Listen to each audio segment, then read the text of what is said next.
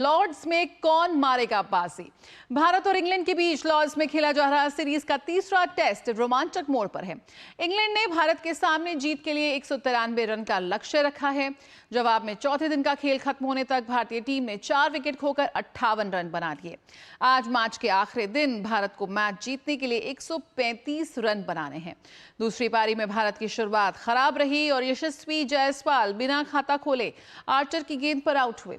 करुण नायर और शुभमन गिल को Brandon carts ने आउट किया। दिन की आखिरी गेंद पर बेन स्टोक्स ने आकाशदीप का विकेट लिया। केएल राहुल 33 रन बनाकर अभी नाबाद हैं। और इससे पहले कल इंग्लैंड की दूसरी पारी 192 रन पर सिमटी। इंग्लैंड की तरफ से जो रूट ने सर्वाधिक 40 रन बनाए। भारत की तरफ से वॉशिंगटन सुंदर ने 4 विकेट लिए, तो वहीं जसप्रीत बुमराह और मोहम्मद सिराज ने 2-2 विकेट चटकाए।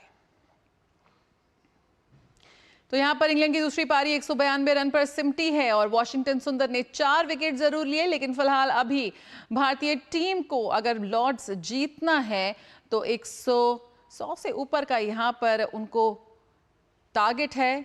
देखते हैं किस तरह से केएल राहुल अभी भी क्रीज पर बने हुए हैं। और विंबलडन का रुख कर लेते हैं। सिनर बने विंबलडन चैंपियन। इटली के यानिक सिनर ने विंबलडन फाइनल में 2 बार के गत विजेता कार्लोस अल्कराज को 4-6, 6-4, 6-4 से हराकर अपने करियर का पहला विंबलडन खिताब जीत लिया है। सिनर का ये कुल चौथा ग्रैंड स्लैम खिताब है। इस जीत के साथ सिनर ने न सिर्फ पहले फ्रेंच ओपन फाइनल में अल्कराज से मिली हार का बदला लिया, बल्कि स्पेनिश खिलाड़ी की ग्रैंड स्लैम फाइनल्स में अजय रहने की लय को भी तोड़ दिया।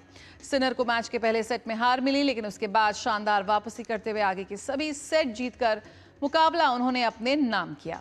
23 साल के यानिक सिनर ने फाइनल जीतने के बाद कहा कि विंबलडन जीतने के बाद उनका सपना सच हो गया है। और यहां पर सिनर के करियर का पहला विंबलडन यहां पर जीता उन्होंने। कहीं ना कहीं फ्रेंच ओपन के फाइनल में मिली हार का बदला साफ तौर पर सिनर ने यहां पर ले लिया। तो यहां पर विंबलडन के कोच से एक अच्छी खबर। और हमारे साथ यहां पर सुचित्रा इस वक्त जुड़ गई हैं और जानकारी के साथ। सुचित्रा, सबसे पहले यहां पर विंबलडन की बात कर लेते हैं। किस तरह से फ्रेंच ओपन के फाइनल की हार का बदला जरूर यहां पर सिनर ने लिया है कि काफी रोमांचक मैच रहा। किस तरह की प्रतिक्रिया इस वक्त सामने आ रही है?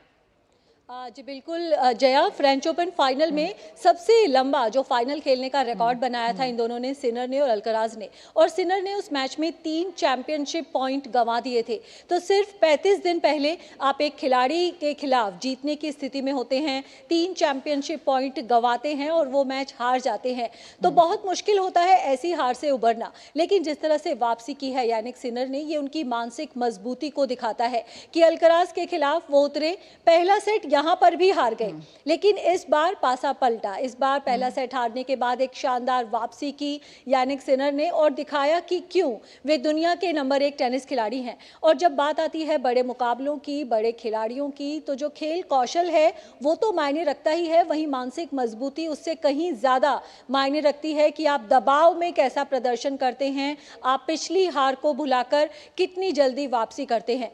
तो यहाँ पर सिनर ने उस फ्रेंच ओपन फाइनल में मिली हार का बदला तो लिया ही, वहीं आपको बता दूं कि अल्कराज पिछले 24 मैच से जीत के रथ पर सवार थे।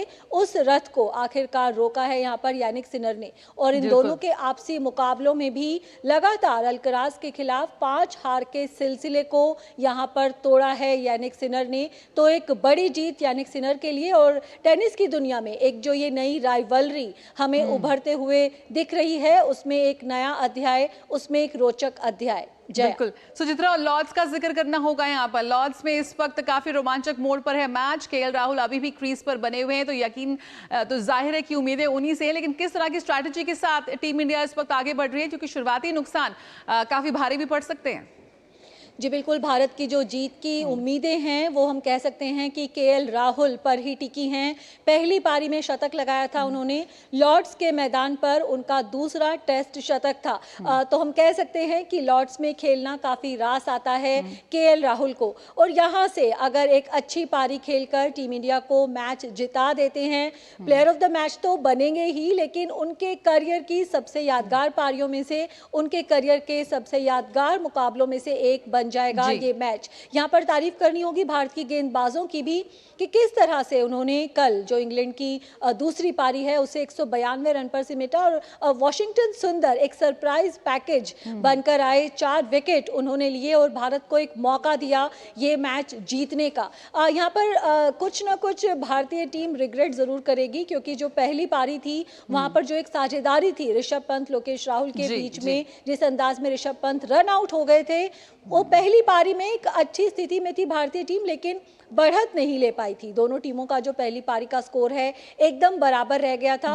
यहाँ पर थोड़ी बहुत भी बढ़त अगर हासिल कर पाती भारतीय टीम, उसके पास अगर बिल्कुल, बढ़त तो होती आज उतना तो एक मुश्किल ना एज होता। जरूर होता। जी जया। बिल्कुल। बहुत बहुत शुक्रिया सुचित्रा, फिलहाल इस जानकारी के साथ जुड़ने के लिए। तो सभी की निगाहें इस वक्त लॉर्ड्स पर टिकी हुई हैं और देखते हैं किस तरह से केएल राहुल जो अभी भी क्रीज पर बने हुए हैं क्या कुछ कमाल कर पाते हैं, भारत की नैया पार लगा पाते हैं कि नहीं।